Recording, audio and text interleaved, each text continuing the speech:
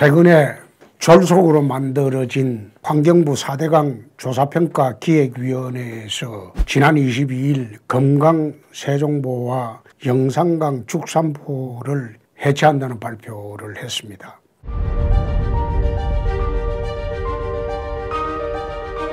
공주보는 상부에 설치된 교량인 공도교만 남기고 철거하고 금강 백제보와 영산강 청천보에 대해서는 상시 개방을 권고했다고 합니다. 나는 이것을 보면서 참 이 좌파 촛불 독재 정권에서 지난 10여 년 보수 정권이 이루었던 모든 것을 다 해체를 시도하려고 한다. 난 그런 생각을 했습니다. 원전 중단도 똑같은 이유에서 시작이 됐습니다. 말하자면 계획이나 구체적인 국가적 손실 여부는 따지지 않고 그냥 영화 한 편 보고 원전을 중단한다. 꼭 마찬가지로 4대강 보도 이명박이 했기 때문에 이것은 해체를 해야 되겠다. 결론적으로 말씀드리면 그런 논리입니다. 자기들이 내세우는 것은 녹조가 많이 발생한다. 그리고 자연상태 회복이다. 그 두 가지입니다. 그런데 보가 설치되면서 녹조가 그렇게 많아졌을까요? 자기들이 주장하는 것은 유속을, 물의 속도를 느리게 하기 때문에 녹조가 많이 생겼다. 그런 주장을 했습니다. 지난 대선 때 문재인 후보도 똑같은 이야기를 했습니다. 그래서 내가 이런 이야기를 했습니다.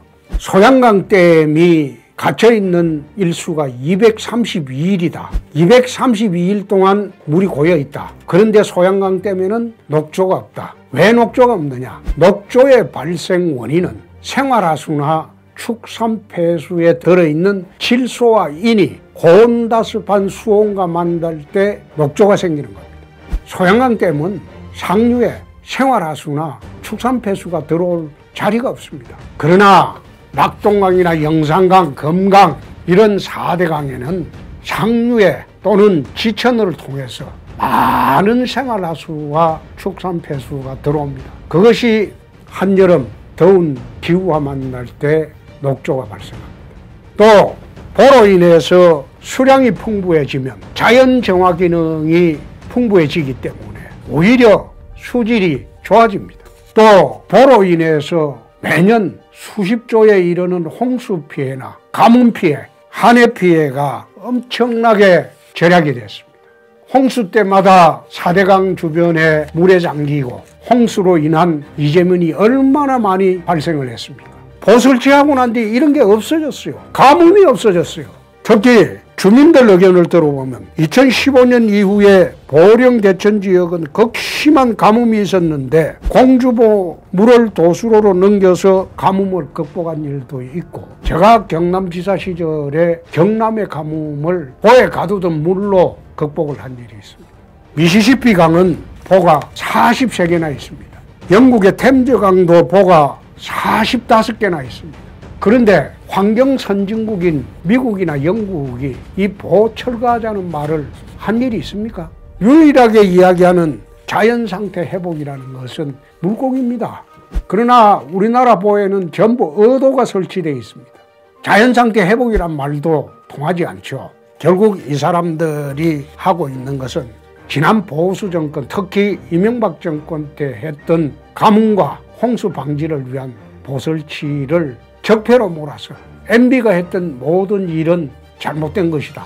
정치적인 그런 이유로 보를 해체하려고 합니다. 나는 이것을 보면서 과연 이 사람들이 원전 중단과 같은 그런 짓을 한 사람들이기 때문에 또 보도 그런 식으로 해체를 하려고 한다.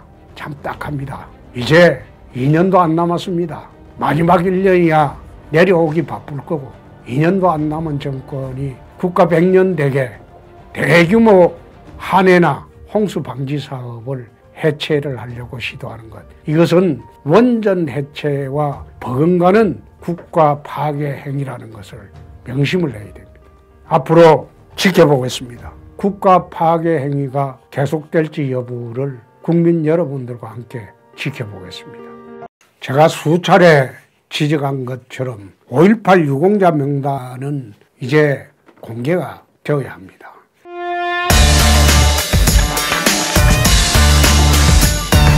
이것을 개인정보 보호를 이유로 공개하지 않는 것은 저는 상식적으로 납득되지 않습니다. 5.18 민주화 운동의 유공자라면 얼마나 자랑스러운 일입니까? 그 자랑스러운 이름들을 굳이 공개하지 않으려고 하는 것은 나는 그걸 이해하기 어렵습니다. 만약 공개하지 않은 이유가 유공자가 아님에도 불구하고 유공자로 등재된 사람을 보호하기 위해서라면 이것은 우리 역사에 나오는 충종반전 때 위훈 삭제 사건하고 똑같은 거죠. 공훈자도 아닌데 공훈으로 등록이 됐다가 보학자 조광조 선생이 허위 유공자라고 삭제한 사건, 소위 충종반정 때 위훈 삭제 사건하고 다를 바가 없죠. 정말 자랑스러운 5.18 유공자라면 명단을 당당히 공개를 해야죠. 그리고 그분들에게 3대에 걸쳐 주어지는 국가의 혜택도 마땅히 받을 사람이 받아야죠.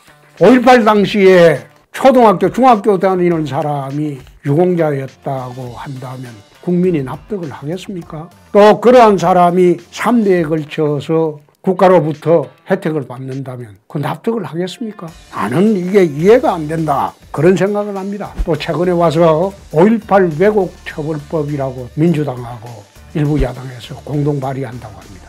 마치 나치 찬양 처벌법처럼 나치는 찬양해서는 안 되기 때문에 처벌한다는 그런 논리라고 하는데, 그러면 광화문에서 김정은 만세라고 외치는 것은 괜찮고 5.18에 대한 다른 의견을 내는 것은 처벌을 하겠다? 그게 자유민주주의 국가 하에서 이루어질 수 있는 그런 법입니까? 나는 그거 참 어이없는 법이라고 생각합니다.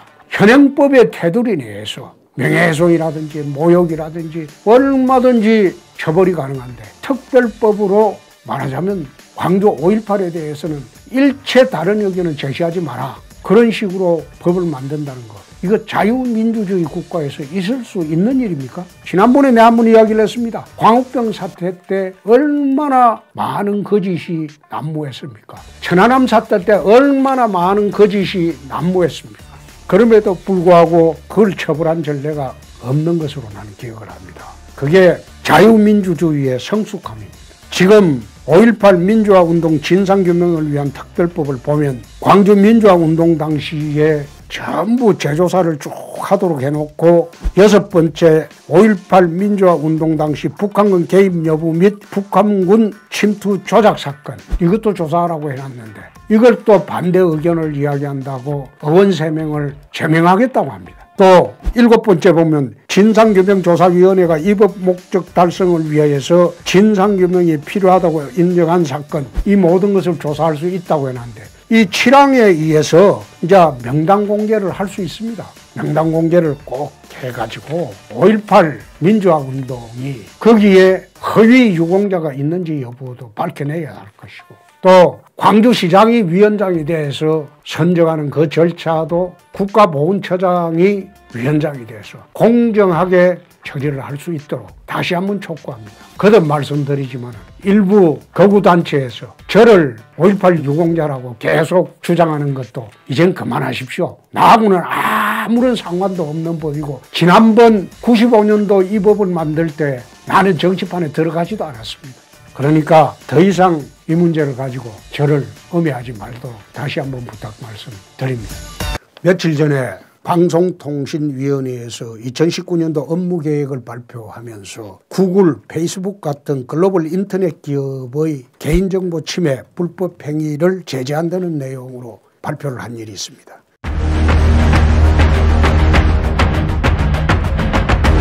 그 주요 내용을 보면 첫 번째, 해외에서 불법이 있어도 국내 이용자에게 영향을 주면 국내법을 적용한다. 두 번째, 전기통신사업자의 이용자 보호 업무 평가 대상으로 포함하기로 한다. 세 번째, 해외 인터넷 사업자에 대한 국내 대리인 지정을 확대해서 해외 사업자의 과세를 용이하게 한다. 이거 다 좋습니다.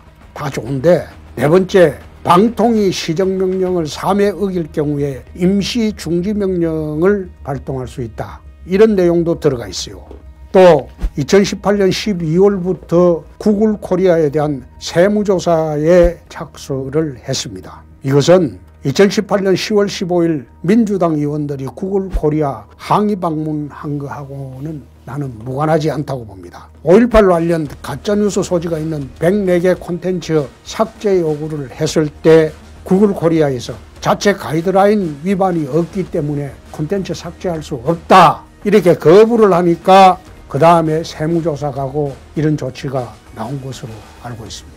구글 코리아나 또는 페이스북을 보면 정부 비판 기사가 대부분이죠. 그렇게 하다 보니까 국내 언론은 협박을 하고 압력을 가해서 다 장악을 했는데 장악이 안 되는 게 구글이 하고 있는 유튜브하고 페이스북이죠. 그러니까 구글, 페이스북도 압박을 가해서 장악을 하겠다는 겁니다. 이것은 가짜 뉴스 프레임으로 이미 대통령이 연두 기자회견 때 바람을 잡았죠. 수석에 의해서. 그리고 구글 코리아는 세무조사까지 들어가면서 중국처럼 아예 전체를 차단을 하든지 아예 사용을 못하게 할 수도 있다. 이런 협박으로 지금 가고 있죠. 그것은 이 정권이 최근에 와서 언론 탄압이 너무 심해진다. 홍준표의 TV 콩카콜라 이것도 유시민의 알릴레오는 되는데 홍준표는 안 된다. 이런 식으로 하고 또 배현진 제작자를 불러갖고 성관에서 조사까지 했어요. 그런데 정식으로 난 조사 권한이 있는지 있나 의문스럽습니다. 선거법 위반 한 개 있어야지, 정자법 위반 한 개 있어야지 조사를 하는데 조사를 해서 압박을 가하는 바람에 배현진 제작자가 그 회사 명의를 다른 사람한테 넘겼죠. 이제는 본격적으로 콩카콜라를 운영할 사람들한테 명의를 다 넘기고 이제는 이제 제재할 수도 없죠. 배현진 제작자나 저는 출연하거나 제작을 하는데 도움을 줄 뿐이지 전혀 수익하고는 상관없는 사람이 되어버렸기 때문에 이제는 탄압하기도 어렵죠. 그러니까 유튜브를 탄압을 하고 페이스북을 탄압을 하면서 이제 정책이 그것만 탄압이 되면 이 나라는 중국과 같이 언론 통제가 완벽히 되는 나라가 되는 겁니다. 국민 여러분, 정말 나라가 이렇게 가도 되겠습니까? 우리 곰곰이 한번 생각을 해봅시다. 과거 노무현 정부 시절에 언론사 세무조사로 동아조선 등 언론사 사주를 3명이나 구속을 하고 청와대 기자실 대못 박아가지고 폐쇄하기도 했죠. 그런데 현 정권에 와서는 구글과 유튜브 전쟁을 시작을 했고 거기다가 페이스북까지 넣어서 탄압을 하려고 하고 있습니다. OECD 수준의 글로벌 스탠다드를 어기고 중국식 통제나 북한식 완전 차단의 망령을 꿈꾸는 그런 나라로 가고 있다. 그런 거에 참으로 걱정스럽습니다. 전국 유튜브 연합 등 연대기구를 만들어서라도 싸워야 할 일이 아닌가 나는 그런 생각을 해봅니다. 국민 여러분들은 어떻게 생각하십니까? 나경원 자유한국당 원내대표가 국회에서 교섭단체 대표 연설을 하면서 오랜만에 시원한 이야기를 좀 했습니다.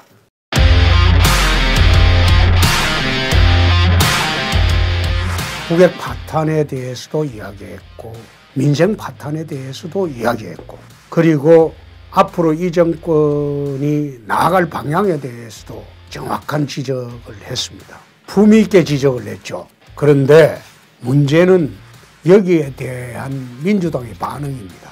이해찬 민주당 대표는 국가원수 모독죄라고 했습니다.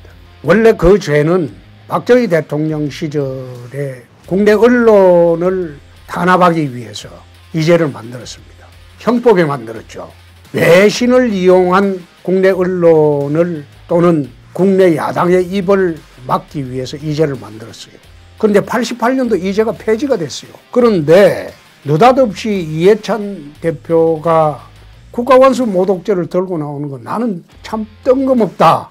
자기들이 주장해서 이게 폐지가 되었는데 그 폐지된 죄를 이야기하면서 나경원 원내대표를 공격을 했습니다. 그래서 나 이걸 보면서 참 어이가 없다. 문제는 이게 아니고 자유한국당이 나경원 원내대표가 국회에서 연설한 대로 앞으로 투쟁을 해줄 것이냐 여기에 대해서 국민들의 기대가 더 크다는 말씀을 드리고자 합니다. 여태 자유한국당은 소위 날지 못하는 타조처럼 새는 샌데 날지 못하는 타조처럼 야당은 야당인데 싸우지 못하는 야당처럼 그렇게 해왔어요. 제가 당대표를 할 때는 이 정권 초기입니다. 그렇게 하다 보니까 지지율이 70% 80% 할 때라서 우리가 장애투쟁할 그런 여건은 전혀 되지 않았습니다. 그러나 지금은 다르죠. 제가 당대표를 할 때는 김영철이 방한할 때 통일대교에서 저지를 하고 광화문에서 10만가량 모인 분들 앞에서 장애투쟁을 한번 했죠. 근데 지금은 상황이 많이 다르죠. 정부 지지율도 폭락을 하고 민주당 지지율도 폭락을 하고 있습니다. 국민의 마음이 떠나가고 있어요. 제가 위장평화라고 이야기했던 대로 지금은 국민들 사이에 가짜 평화라고 아예 공공연히 이야기를 하고 있습니다. 지금은 여건이 그때하고는 달라졌죠. 그래서 국민들이 주시하고자 하는 것은 나경원 대표의 이러한 교섭단체 대표 연설 내용보다도 앞으로 자유한국당이 어떻게 투쟁을 할 것이냐, 민생을 위해서, 국가 안보를 위해서 정말로 국회의원직을 총사퇴할 각오로 대여투쟁을 할 것이냐, 거기를 지금 국민들이 주목을 하고 있습니다. 지난번처럼 5시간 반 단식이라는 개그 콘서트를 하게 되면 이제 자유한국당은 야당으로서 존재 가치가 없어집니다.